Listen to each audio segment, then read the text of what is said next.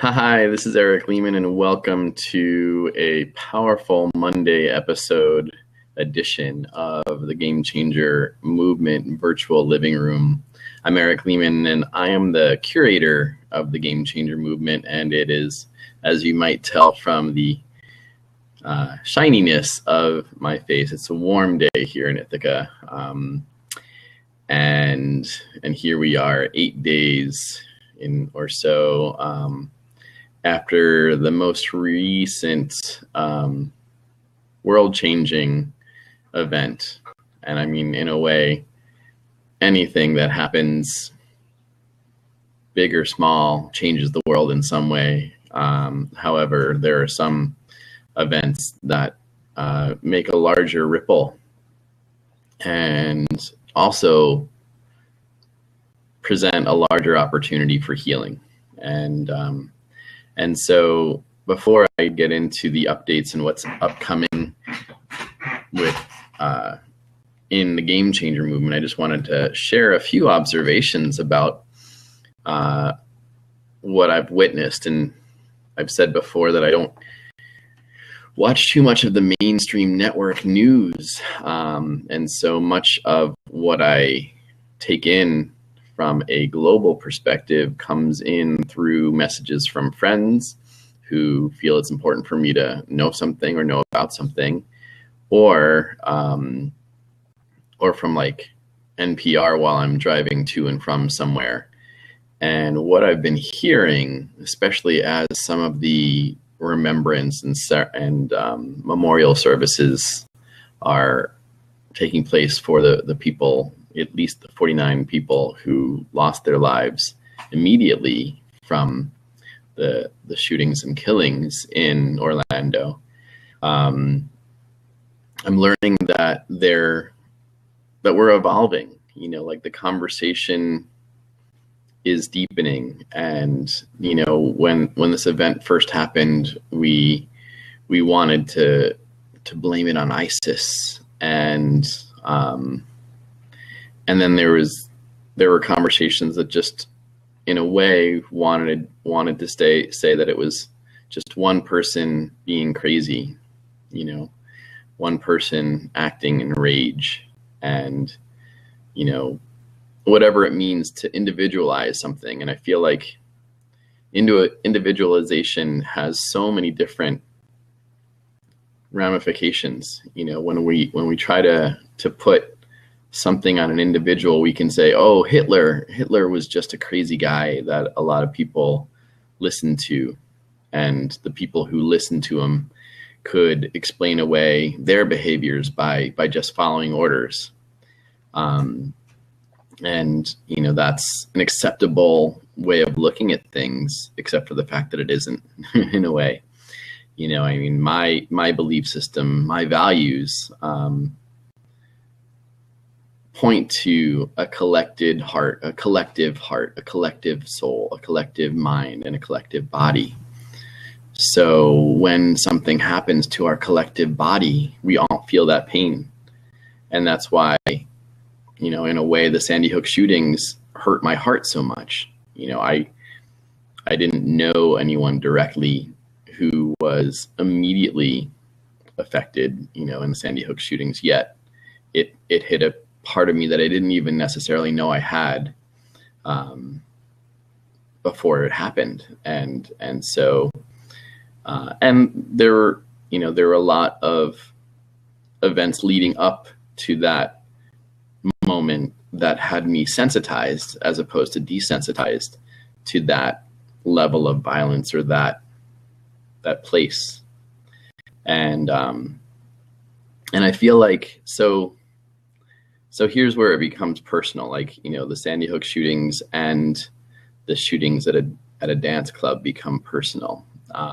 And maybe it's okay in a way that it is individualized in some way. And what I mean by that is, when the Sandy Hook shootings happened, like, I looked at school as, in my youth, I looked at school as the safest place on earth. In fact, it was the place I went to escape, you know, kind of violent tensions at home. I'm not saying that every day of my life at home as a child was violent, I'm saying that every day in my life as a child at home could have been violent, more so than it was at school. And interestingly, some of those years at school, I was actually bullied, and still I looked at school as one of the safest places on earth. And so now here I am, 43 years old, and the place that I go for sanctuary, the place that I go to heal, is the dance floor. So it's a really interesting or sad feeling right now, because my two safest places on this planet symbolically are school, or were school, and are still the dance floor. And so I guess what I'm saying by this is that when someone comes into a place that I consider a sanctuary, that I consider safe, maybe it's okay that I take it personally. Maybe it's okay that the Game Changer Movement response is one of meeting that energy exactly where the shift gets to happen. And what I mean by that is, given that the two shootings that came into my heart the most happened at two very sacred places, maybe that's where we get to start the healing first, so the school and the dance floor. So, and I feel like if any of you were watching, hi, Carol, the episode from last week, at the end of last week, we started talking about how we were going to curate a series of dances, and that has taken more form this week. Hi, Carol. So, how are you? I'm good. Yeah, good. Right now it's just you and me. So, and Chris, what were you saying? Because I heard you talking about dancing, and what else did you say?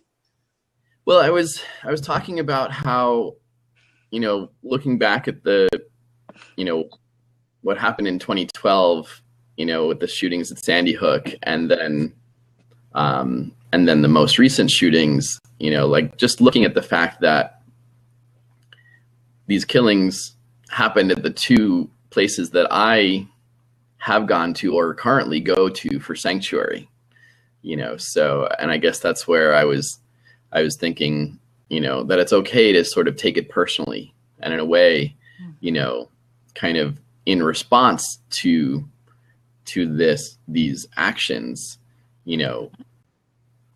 focus our efforts and our love energy in the very same places. So the Game Changer Movement focusing on schools and dance floors all over the world, you know what I mean? Mm-hmm. And just kind of transforming and shifting the energy from fear to love, and just, instead of not dancing, in fear of getting shot, like, we're going to dance more, and instead of like not going to the places that we consider to be our sanctuaries, we're going to go there more, and so I feel like it's time to meet that energy and use words like radicalized in love, and like, just boldly, use, in a way, terrorist terms, on the loving spectrum rather than on the fearful spectrum. So,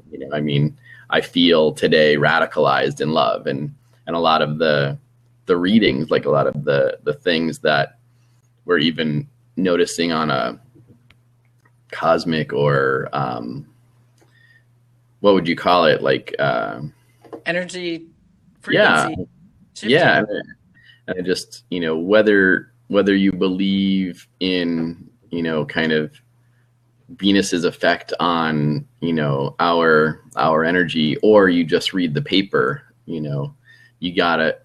people need to see that a shift is happening, and that, more people are waking up. And I was talking earlier about, I was listening on NPR to how beautiful some of the memorial services have been for the people who were killed last weekend. And there were people who didn't know the fallen directly, but they showed up in solidarity. And whether they were part of the LGBTQ community or not,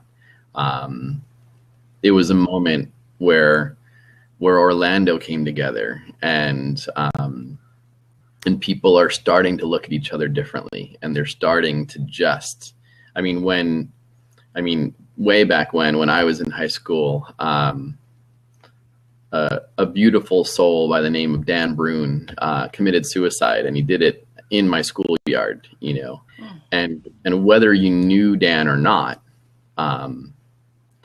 we all came together. We all just, if any one of us was walking around school, with this white in the face or just kind of hopeless look in some way, someone else would come up to them and offer comfort. And it was a really beautiful response. And I didn't know him very well, but I knew him. And then, I heard stories, and this is sort of tangential, but sort of not. He sort of alluded to what he was about to do before he did it. So a lot of people were sort of taking on the guilt in a way of knowing something, but not asking further questions, So, it happened during a break, like a vacation or whatever. And we all came back to school on a Monday, and,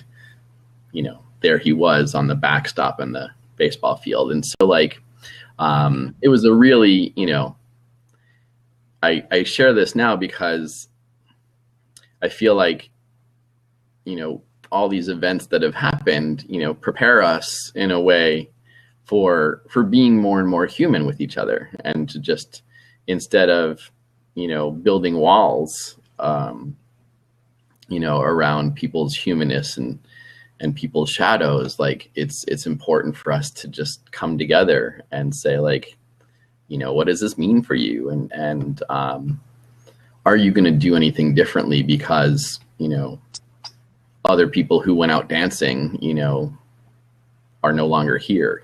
Are you gonna, there were parents who considered taking their kids out of school because they didn't feel school was safe anymore, and I wasn't necessarily one of them in a way, but in a way I was, because what I started questioning is is it worth it? What are we sending our kids to school for?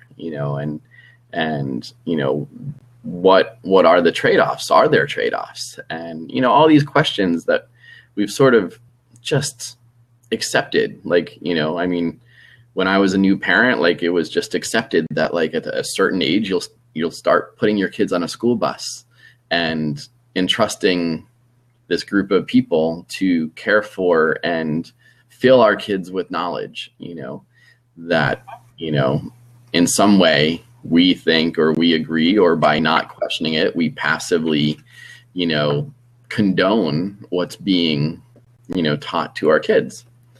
And so it's just a very interesting time, because I feel there's no way that I'm going to let one act of, whether you call it terrorism or one person acting out in rage, prevent me from dancing, and so, and it was a process. I really needed to go inside and say, as a leader in this shift, what do I want to be party to? Do I want to be party to people kind of shackling up and, not expressing their joy in connected in community? Or do I want to curate and create places for that expression, and not necessarily daring anything to happen, but not necessarily, living our lives in fear? So I had a situation. I had girls visiting, Mm-hmm. Is it echoing? Not for me. Okay. So I had a woman from Japan, a 22-year-old girl visiting, and another girl who used to live in Brussels, and she'd been away for 2 years. It's the first time she'd come back since 2 years since she left. Mm-hmm. And Saturday morning, I called my mother-in-law, and she said, I told her we're going down to Brussels. She said, "Oh, it's high alert right now. They have some rumors that there might be some terrorism."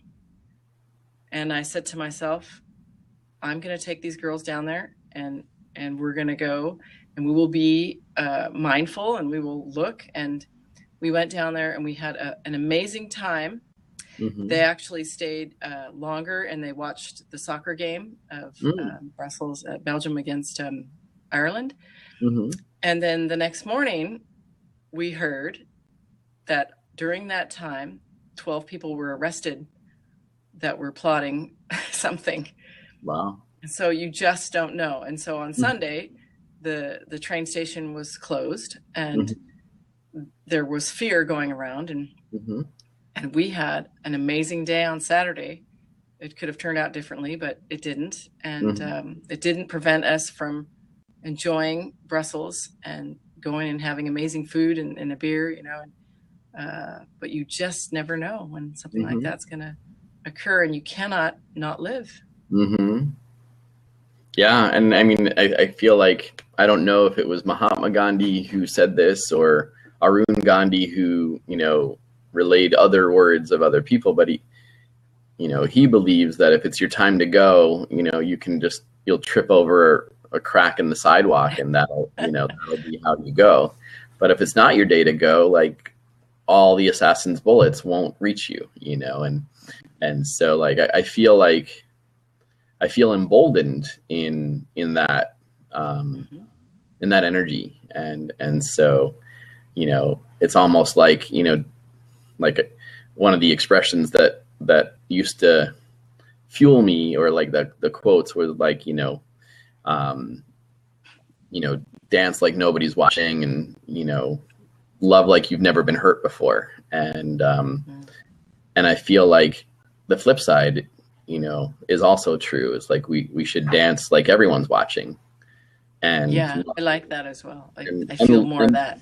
Yeah, and love knowing that we have been hurt, you know, and like as Rumi puts it, you know, like our, you know, like the light comes in, you know, through our brokenness. Like, it's not a direct quote, but it's just like, you know, that's what I'm really feeling into now, is that, like, you know, it is, you know, we're all hurt, we're all broken in some way, and it's important for us to recognize that. And, you know, I don't want to look at another human being, you know, as if, you know, like, we don't have shadow. Like, I want to look at everyone as complete, you know, and everyone is my teacher, and also everyone is part of my collective soul. And that's what I was saying earlier, is that, like, if you believe, like I do, where we all have a collective heart, mind, body, and soul, you know, our body was really hurt last Saturday night into Sunday. You know, I mean, our collective body took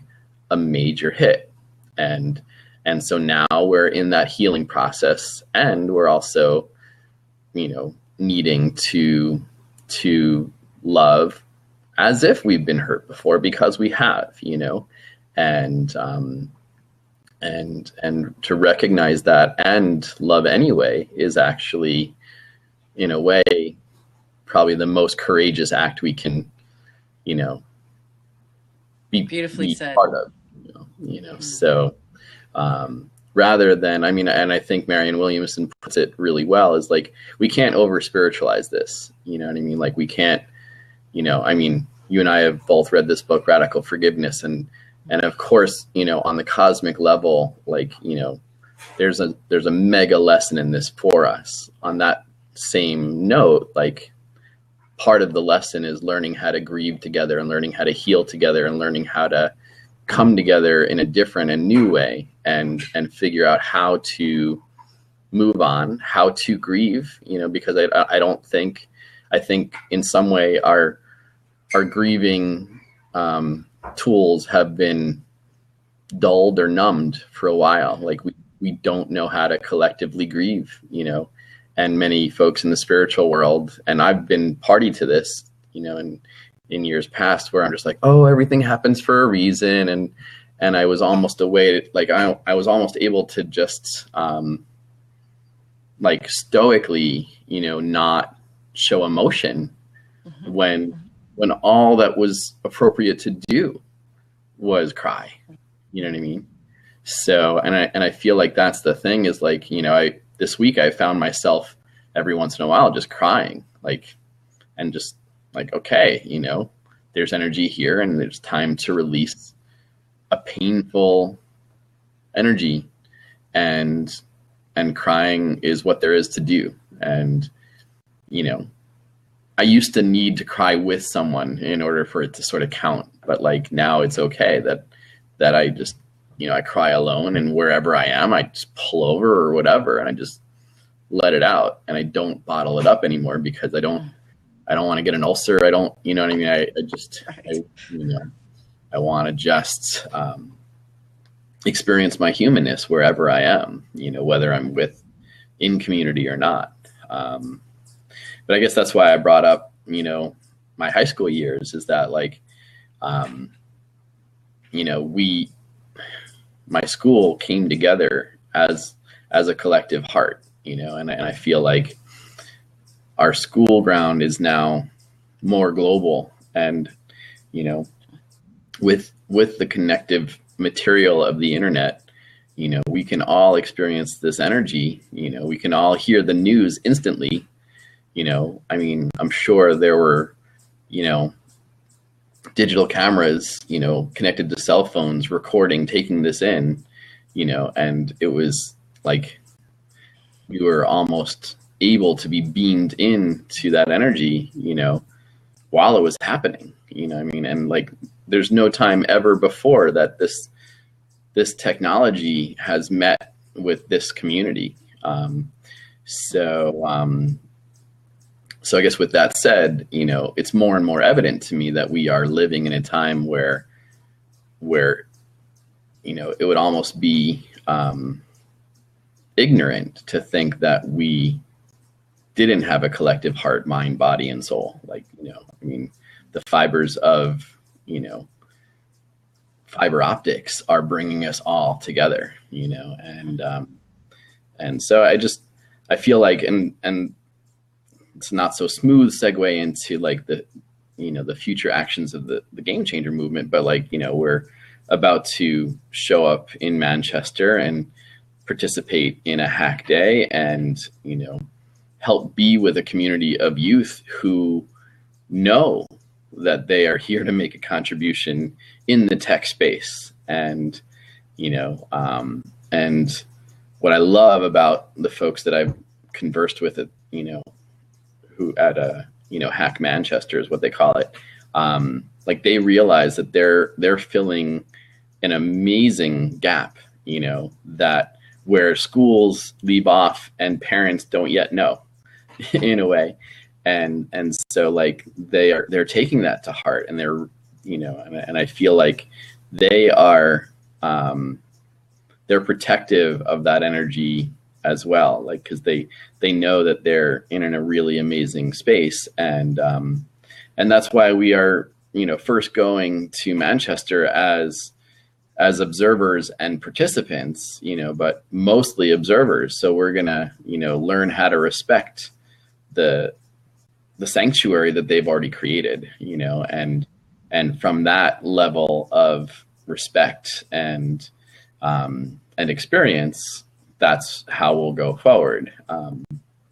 And so, as an American, I tend to want to just show up and like, be fully, like engaged, and, as I often like to say, show up as a host rather than a guest. And in a way, I'm feeling that it's okay in some instances to show up as an observer or as a guest first, and then, really build trust along the way, because in a way, our trust our level of trust was violated, a week and a half ago, and so it is time to do things with intention that heal that trust, and so we're gonna go to Manchester with tremendous openness, and Ethar keeps on sending us these great articles about, I guess what also happened this past, was it this week? It was this week where you went to that event at the, so I haven't really shared that, on this recording yet. So do you want to share a little bit about it? So it was an interesting time. I was invited to the U.S. Embassy by a dear friend of mine who works with the embassy, and her name is Erica, and she was putting on an event about nanotechnology. And the Friday before, I was supposed to have responded with my RSVP, and I forgot. So the embassy sent me back a couple of days before the event saying, sorry, you can't go because you didn't fill out your RSVP, and we need to do background checks to get you into the embassy because that's part of the procedure. So I said, oh dang, I messed it up. I didn't get to go, and I guess I wasn't meant to be there, just like you say. The universe didn't want me there.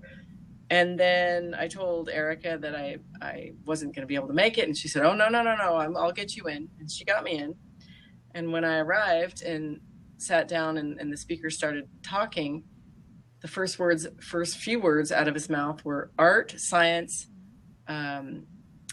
technology, and then he started speaking about graphene, and I just couldn't believe it. I just could not believe that this was coming out of his mouth. And then as the other speakers chimed in that were talking about kids and science and technology and also the rights of a patent or some kind of legal rights over intellectual property. So it was all beautifully, a marriage of all these things were happening. And then they asked questions, and I asked them if they ever exposed kids to any of this. And the university woman said older ones, but never inviting younger ones in on any of this. And then the gentleman with the art, he has been responsible for making a color, the blackest black, but it's actually like a material. And so, interestingly enough, some people collaborated with him a little bit and then ended up selling it, and he didn't get any of the recognition when he was the one who really created it. So it was an interesting lesson. It was a beautiful synchronicity for our efforts as we want to create hack days and forums for kids to play and invent with graphene, and it was just a beautiful event, and I'm very, very happy that I was there and that I was invited, and it was another sign from the universe, and we will be meeting with this man soon and looking at collaborating. It was really exciting. And I feel like, the other cool update from the Manchester end of things is that, and I need to fully read the article, but it looks like Minecraft is going to be front and center as part of, the collective energy that's happening in October in Manchester, which is like the 5-year anniversary of Hack Manchester and the 10-year anniversary of their Museum of Science. So, it's a big, big energetic time for the convergence of all these visions to come together. And it's so interesting because I think this is where we at the Game Changer movement would love some more participation and guidance, because, this is a very, in a way, social movement. And, I almost said socialist movement. And what I mean by that is that, it's, graphene is here to share. It's not necessarily here to monetize and then have very few people benefit from it. So I want to go public, right now. And, when we share this recording, just tell people that we are here. Our intentions are not to exploit youth, by creating a software package that we're then going to monetize and have few people make billions and billions of dollars off of, even though it's forecasted that the gamified world as well as the graphene world is where investment and monetization will go. What we want to do is take and make readily accessible energy solutions that make the world less dependent on the few, because we can really claim our energy independence in so many ways with graphene and innovation and in the game space. And energy independence can be looked at in so many different ways. And we are here to question all these structures, including education. I mean, how much do kids know about guns right now because they've played Call of Duty? And I can't wait to the day where kids know more about graphene than they do about guns, because I have to tell you, I had a sweetie experience driving my son and his friends back to their homes the other Sunday. They went to a barbecue, and they were talking about, I did this and I created this and did this and this, and I added this chemical to this. And I was like, oh, are you guys talking about your science test, or was this chemistry? And they were like, no, it's Minecraft, and all the things that it was all, their whole conversation was quite technical, actually.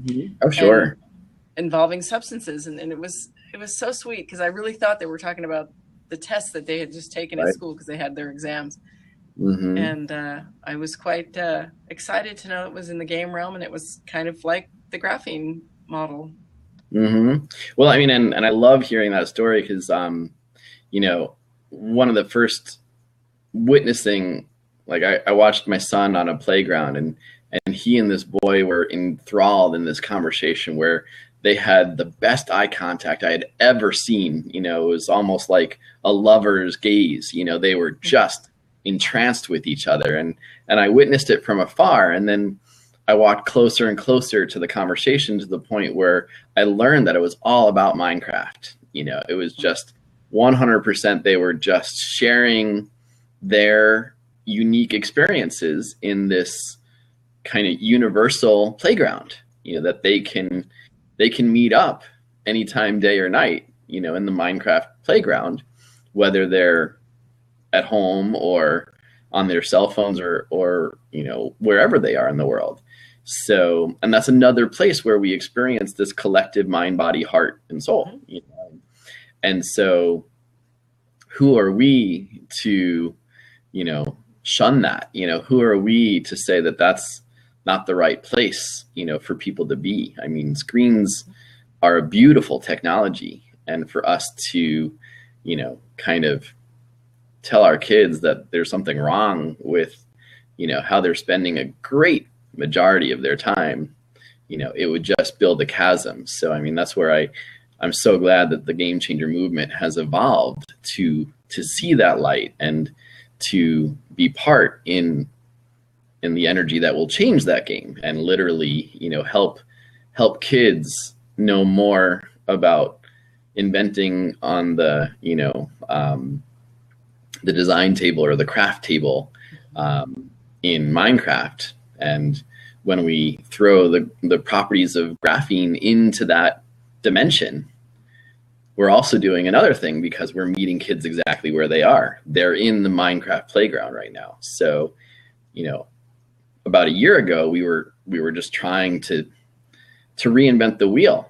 We were, as the Game Changer movement, trying to build a community one person by one person by one person.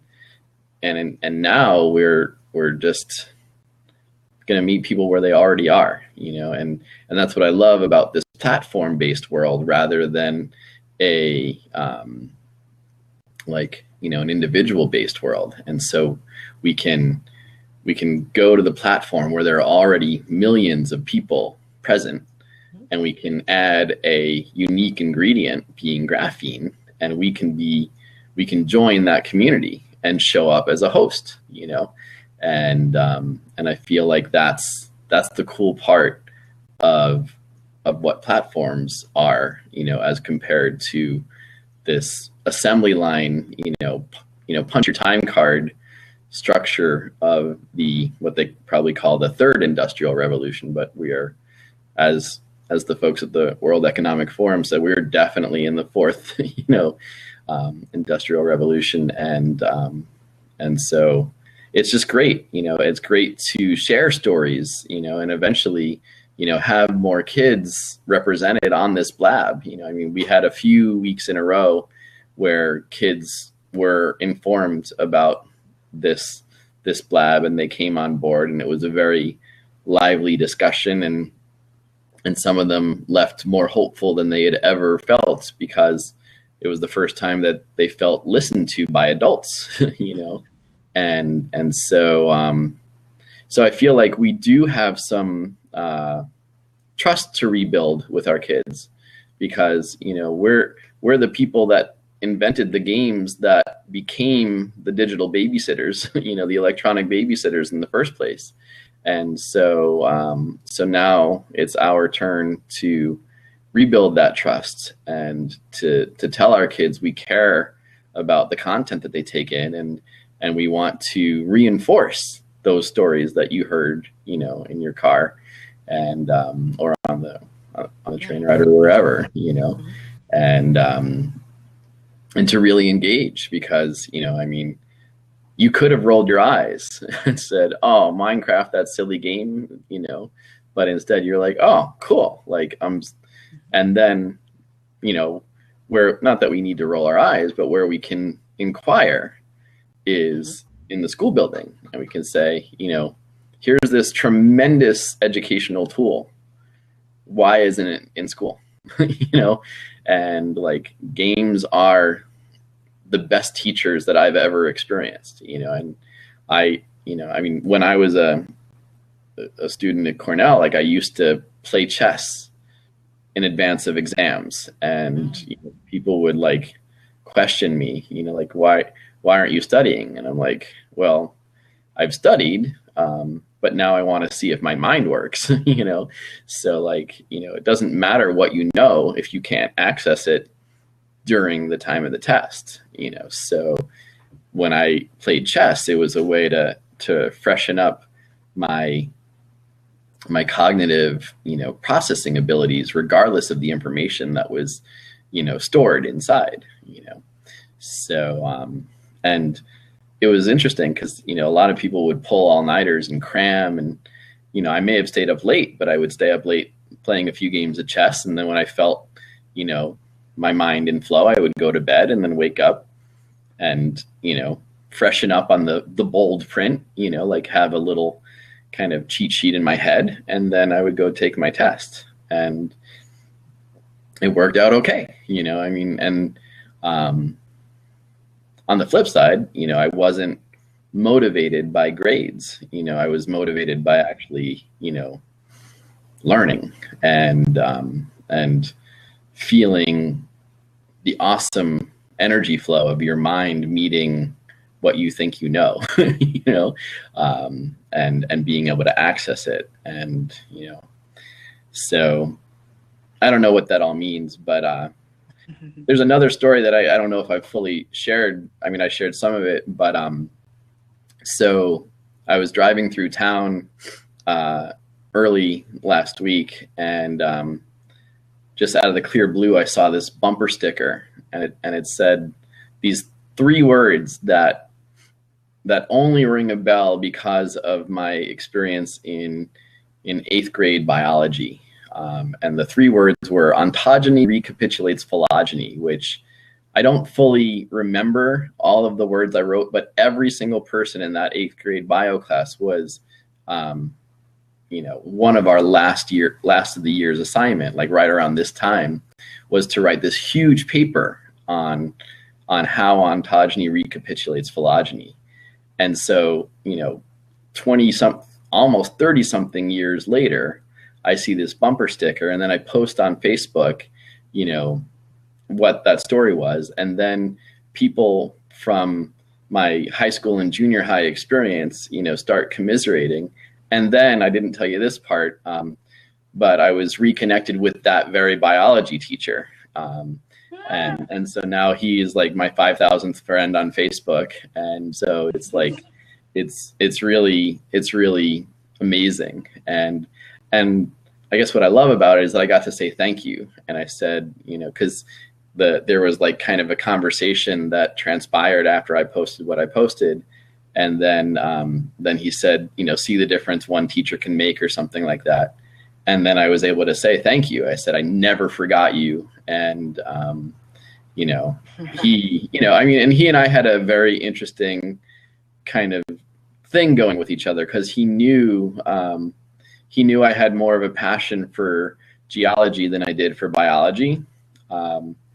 So like, you know, he knew that I wasn't a natural with biology, that, you know, whatever I, you know, did in the biology realm, you know, was by discipline rather than like just natural aptitude, you know, but he knew that I had a love of earth science. And so like when people would cut on me for my, you know, lack of passion around biology, he actually would stick up for me. He's like, you'll see when like you know, when Eric shows up in the world of geology, you know, or rocks and minerals, you know, and does something. And so like, you know, now I've got like goose pimples, because like, you know, like I'm thinking, wow, you know, here I am helping the world, you know, take our graphite pencils and do something with them. And like, you know, what is that? That's geology, you know, that's, you know, so it's just,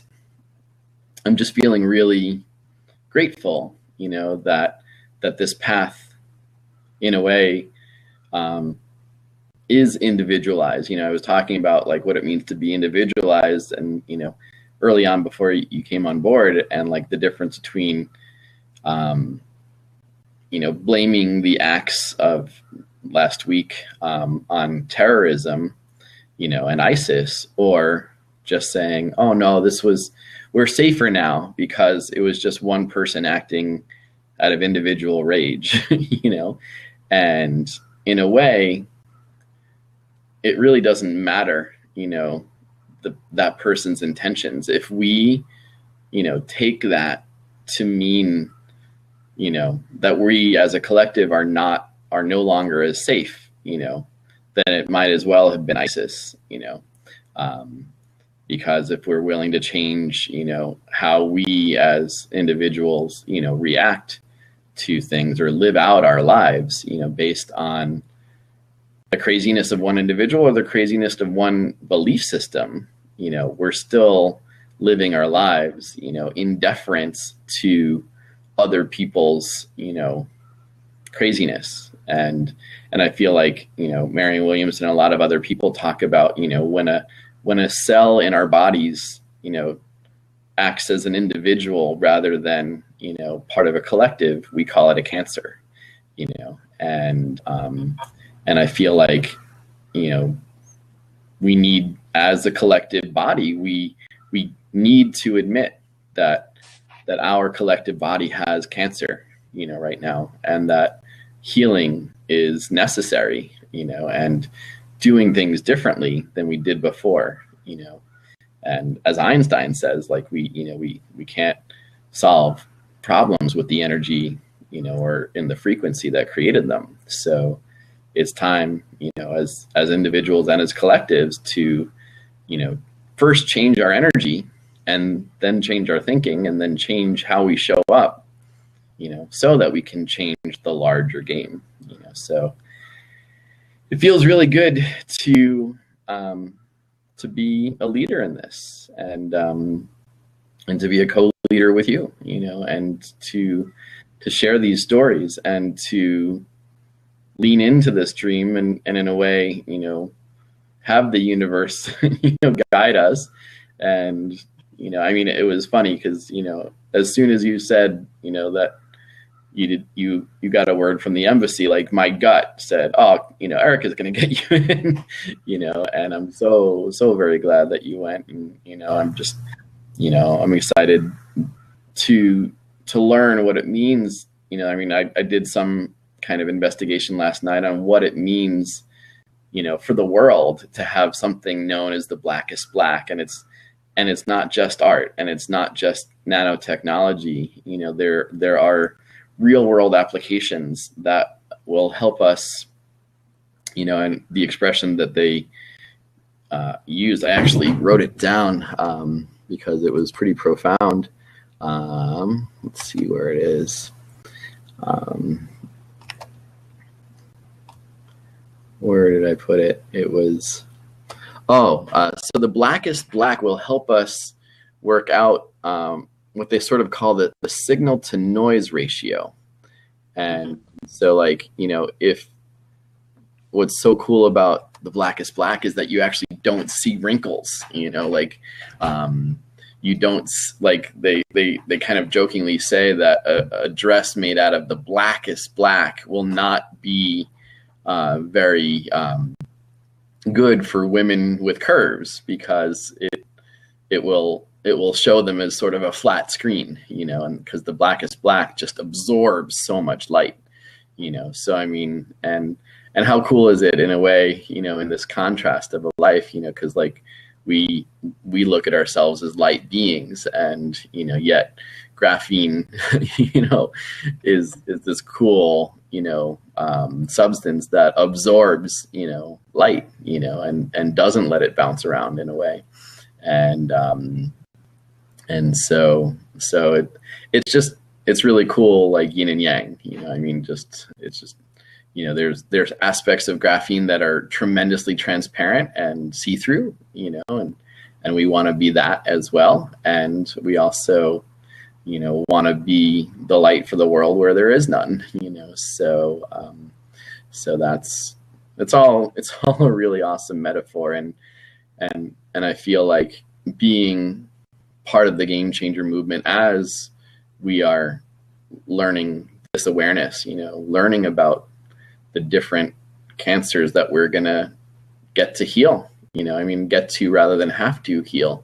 And I think, healing is actually a choice. There are people who can walk around in ignorance and bliss out on their own reality and not let this energy in. And I'm choosing, in a way, as part of the Game Changer movement, as part of this journey with you, to dive into healing, and heal my stuff along with our collective stuff, and not necessarily need to know the difference, if that makes sense. Like, I don't know if I'm crying because of my individual stuff or because of what's happening in the world, because my tears haven't told me the difference, So what's it been like for you? I mean, in a way, well,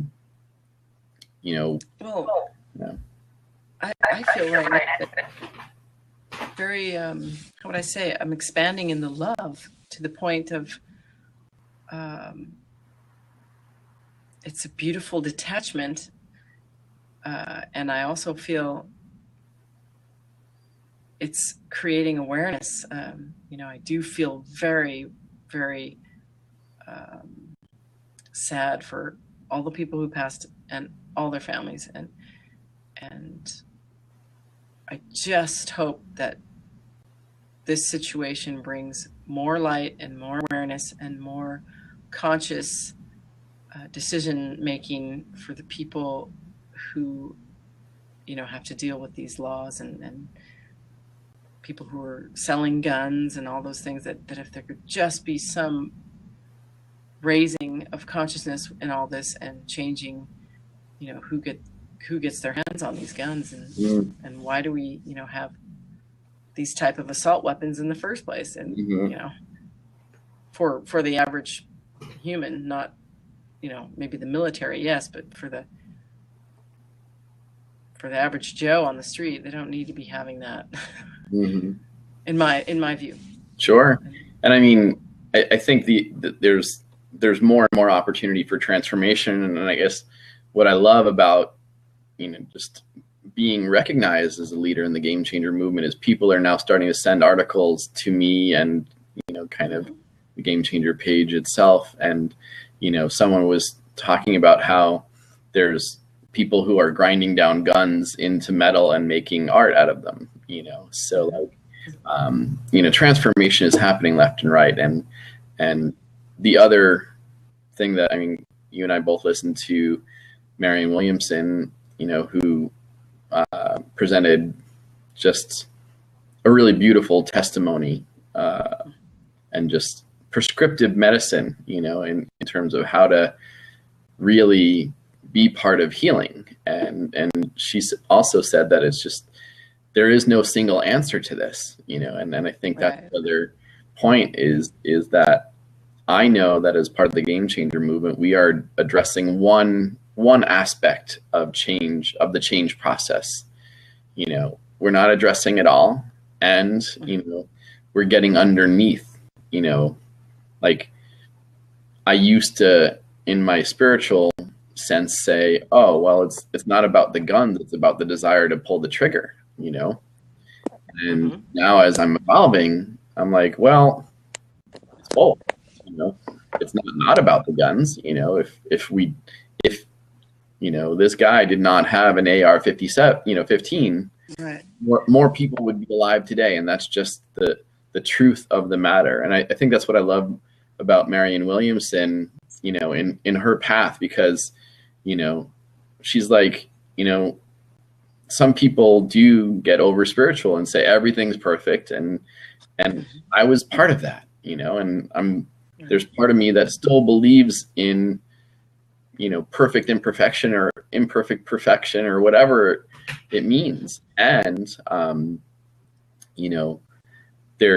there's another part of our existence that says if we're alive today and we have eyes today and we don't see the cancer, that we get to be part of the healing for, then we're part of the cancer. And I think that's what a lot of our historic figures have said. It's not the evildoers that are really the problem as much as the people who think that they're good yet they do nothing. So I feel like what feels good on a daily basis in this Game Changer movement is that no matter what, once a day I do something in the direction of positive change, and that feels really, really good. Do I punch a clock and say, oh, this is Game Changer time and this isn't? No, I live, breathe, eat, and sleep, what it means to be a game changer. Yet, I feel like I'm, in this, I'm answering what Martin Luther King Jr. was saying is like, let's not be bystanders. When we see something that gives us pause, let's pause long enough to address it and to do something in its direction. So, I guess what I'm saying right now is that it is time to mobilize with a lot more boldness, and just to really dance when we're supposed to dance, and not let any event or one person's or even one group of persons spite or way of being or viewpoint get in the way of us living our lives fully. And dance is I think the other thing that happened this week that was profound is that I took in this movie about global warming, and one of the expressions was like, democracy, to experience true democracy, we need to be able to take deep breaths, and because, dancing, laughing, and experiencing joy is something that can only be done, when you take a full inhale and exhale. And so the movie was talking about how China, was experiencing a tremendous amount of, air pollution. And there were days where people couldn't go outside and play on a playground because the air quality would, get in the way of that. So, I mean, the reason I bring all these things up is that everything's interconnected. you know, everything, you know, and everything is also healable, because I feel like if we're alive today, then we can be part of that healing, you know. And so I don't want to, you know, give too much energy to the people who say that, you know, we're going to go to hell in a handbasket, you know, in the next 3 years because we've already crossed this critical threshold of whatever, you know. Might as well close up shop now if you want to believe that. So, you know, I mean, I feel like if we do at least one thing a day to make something happen in a positive direction, then we're doing it, you know, rather than being a bystander. And so I thank you, Carol. I know Chris said that he was going to be on but late, but I don't know. I feel relatively complete around an hour of, you know, conversation. Do you have any more? I think we said a lot of good things and had some interesting experiences this past week. Totally. Yeah. So, I mean, the Game Changer Movement, we will be in Manchester and London next Monday. And so we will do our best to find a good Wi-Fi connection. I know Ethar has been challenged wherever he is. So without making 100% promise, we will do our best to broadcast from the UK after we've experienced the hack day. If it doesn't happen right then and there on Monday at our normally, you know, scheduled time, I will let you all know, whoever you all are right now. It appears to be just the two of us, but you know, we'll take it from there. So holding the space. What? We're holding the space. We are holding the space. Yeah. So I mean, and I guess that's the good news, is that, you know, not I guess, I know that's the good news, is that when we record this and turn it into a YouTube broadcast, then it'll be part of Game Changer Movement history forever, and we'll put it on the Game Changer Facebook page, and it'll do its thing. So whether it's taken in live or in recorded space, it's all there.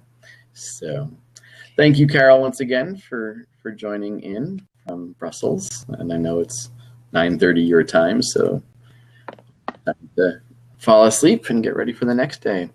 So thank you. Good night. Good night. Good night. See you all next week. Okay. Bye-bye.